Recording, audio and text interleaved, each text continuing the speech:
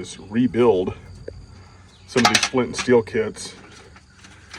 I've got a couple, and I like doing this. It's one of those skills that, you know, yeah, you should probably be using a cigarette lighter, but you may need this skill in a more austere environment if it just became the only option. You need to know what you're doing. So, got some strikers, got little tins I can do that with. I got a cheap knife that I bought this from Orscheln, wrapped it in some athletic tape, and I made my scabbard for this. So this is my handiwork. It isn't the greatest, but it's actually pretty rugged and solid. So got another one of them sort of mustache looking strikers. I put a little firewood in my kits too, but I got these are being thrown out because these are wicks from work for like wicking moisture into machines for humidity. But all of these are used and they were going to throw them out. So I'm going to see if these will char and make good just char cloth. I'm thinking these are 100% cotton, but wick material for sure, especially like lamp wicks, works wonders, and you get a really good hot ember or coal off of it. So we're gonna see if these will char up good. So as you can see, there are little divots in the top of these where I have vented these. So we're gonna go throw them on a fire and see how that goes. So I have no clue if this is 100% cotton, but we're gonna check it out and see. Hopefully this chars up real nicely. All right, so we're gonna leave them on there for a little bit until they start looking like they're getting done, and we can always pull them off, check them, and then put them back on. All right, so we're gonna pull these off real quick and see what they've done. Well, shit.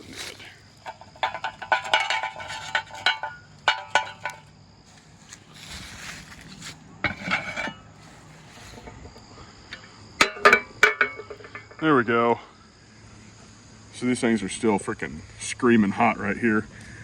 And for the uninitiated, the idea is to take some kind of natural material like cotton or even wood fibers or something and char it by sticking it on some coals and denying it oxygen to just where it turns black. So that's what we're trying to do. Obviously, if you've ever done this yourself and you're watching this video, you're probably just watching it for entertainment and probably don't need my blabbing about it. Got the old painted Ozark fail. Honestly, for $12, these shovels are freaking sick as tits. One of these days I think I'm gonna sharpen one up and just go see what I can cut down with it. Good stuff. I've beat these and they've done a pretty good job. They've held up really well, so. Cheapest, best piece of equipment I've ever bought at Walmart for sure. So I'm gonna wait a little bit and we will crack these open and see if that wick actually charred up like I need it to.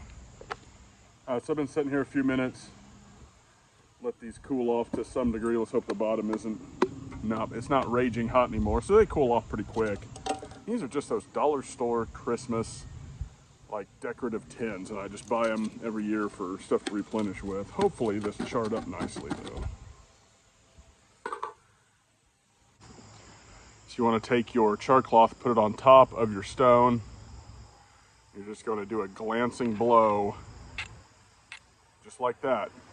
Try to catch your spark on it.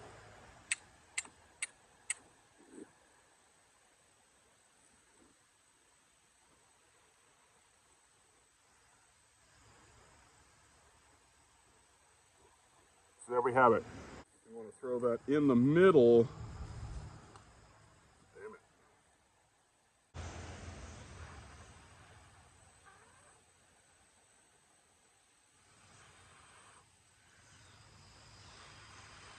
You want to get up under this thing so your airflow goes up.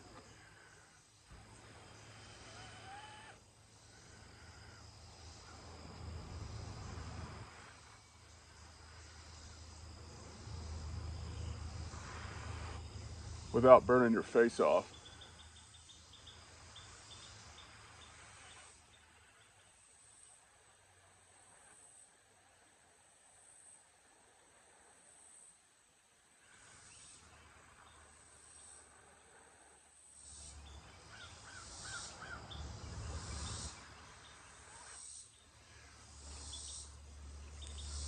There she is.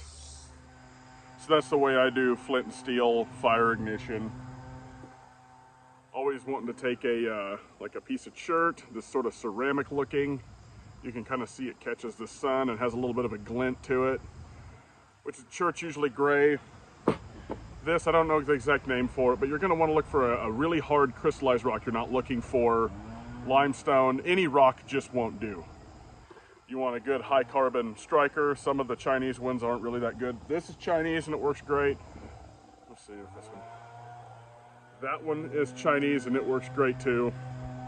And you just take a little can, char your stuff. You definitely want to be using actual cotton. You just throw it on a fire, let it char up real good. And you're probably better off pulling it out and just checking it rather than burning all your stuff up. Because if you get to white ash, then you've went too far as making your char cloth. That's the way to do it.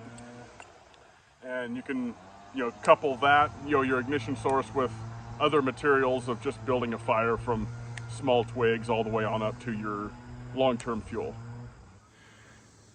So in conclusion, how I build my kit: the can with the lid, have my char material in there, have my striker, a cigarette lighter or a piece of fat wood, and possibly a mag bar, something, just an alternate that I can use. And that's how I go about it. That's how I replenish my kits and get them ready for whenever I want to do some sort of outdoor excursion or throw it in as a backup fire kit or whatever. You want to keep a decent knife that you're not afraid to lose, that you can beat up, and that's what the old Orscheln one is here for.